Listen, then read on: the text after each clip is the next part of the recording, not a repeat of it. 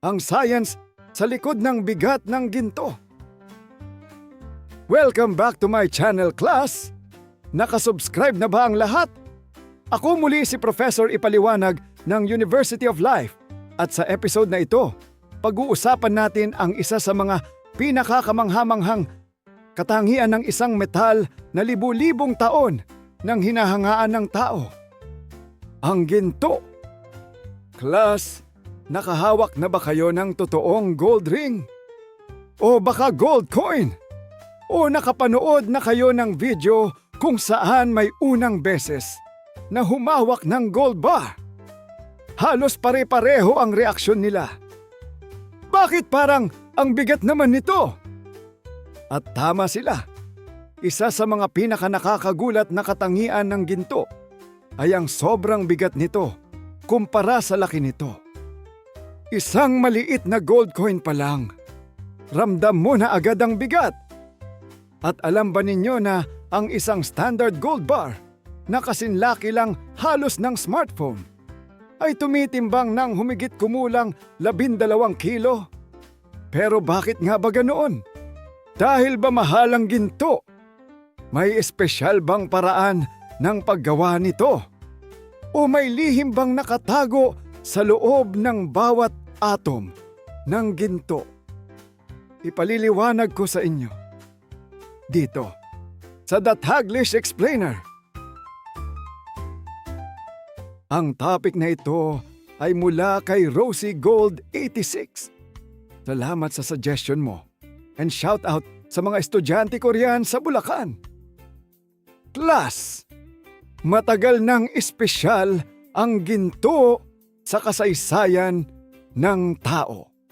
Ginamit ito ng mga sinaunang Egyptian, mga Romano, mga Griego, mga Tsino, at maging ng ilang sinaunang kabihasnan sa Amerika.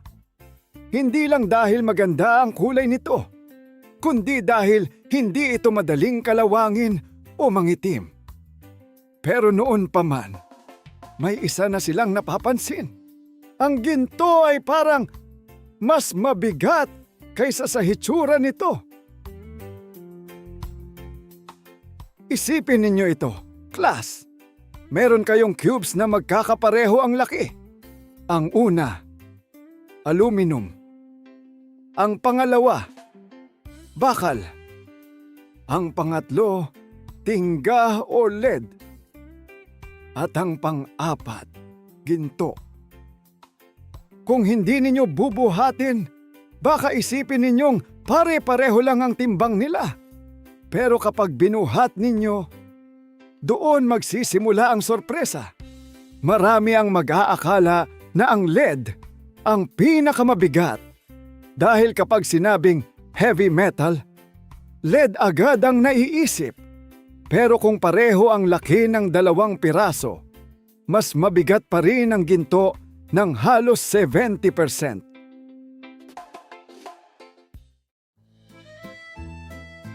Pero bakit? Class, para maintindihan natin yan, kailangan muna nating kilalanin ang isang salitang madalas nating naririnig sa science class. Density. Huwag kayong kabahan. Hindi ito quiz. Ang density ay simpleng pagsukat kung gaano karaming masa ang nakasiksik sa isang espasyo. Halimbawa, mayroon tayong 2 kahon na magkapareho ang laki. Ang una ay puno ng gusot-gusot na papel.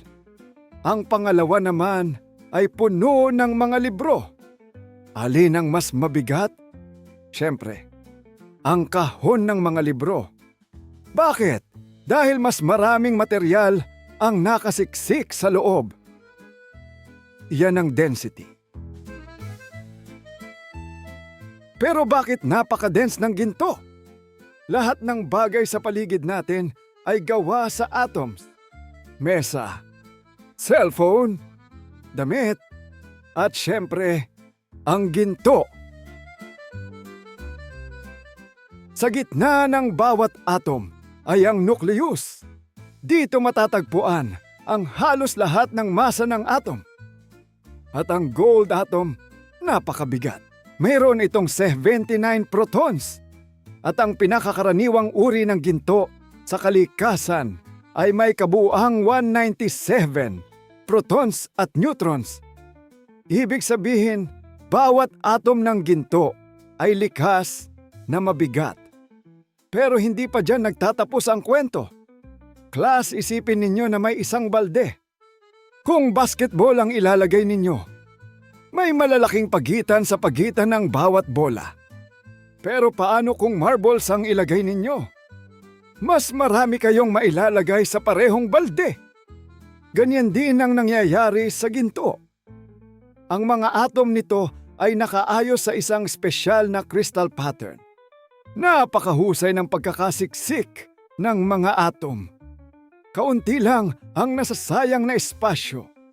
Kaya doble ang dahilan kung bakit mabigat ang ginto. Mabibigat na nga ang mga atom nito. Siksik na siksik pa ang pagkakaayos. Pero class, may isa pang sikreto ang ginto. At dito papasok ang isang pangalan na malamang ay kilala na ninyo. Albert Einstein. Oo, iyong Einstein na may theory of relativity.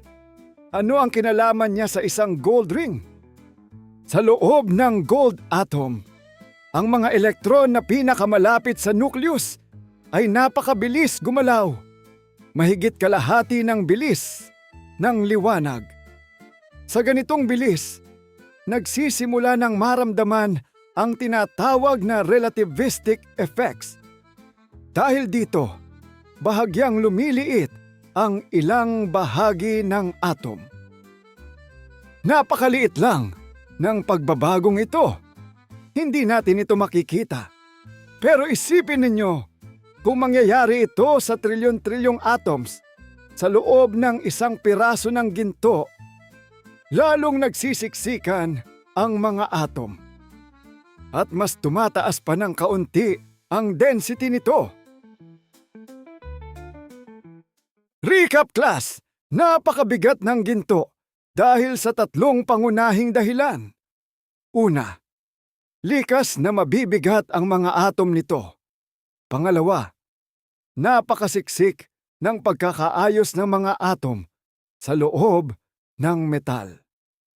At pangatlo, ang relativistic effects na ipinaliwanag sa theory of relativity ay bahagyang nagpapasiksik pa sa mga atom ng ginto. Kaya kahit maliit lang ang isang piraso ng ginto, mas mabigat ito kaysa sa inaakala ng karamihan. Ako si Professor Ipaliwanag ng University of Life. At tandaan ninyo, class, minsan, ang tunay na halaga ng isang bagay ay hindi lang nakikita sa labas. Minsan, nasa loob. At sa kaso ng ginto, ang lihim ng bigat nito ay nakatago sa napakaliit na mundong hindi kayang makita ng ating mga mata.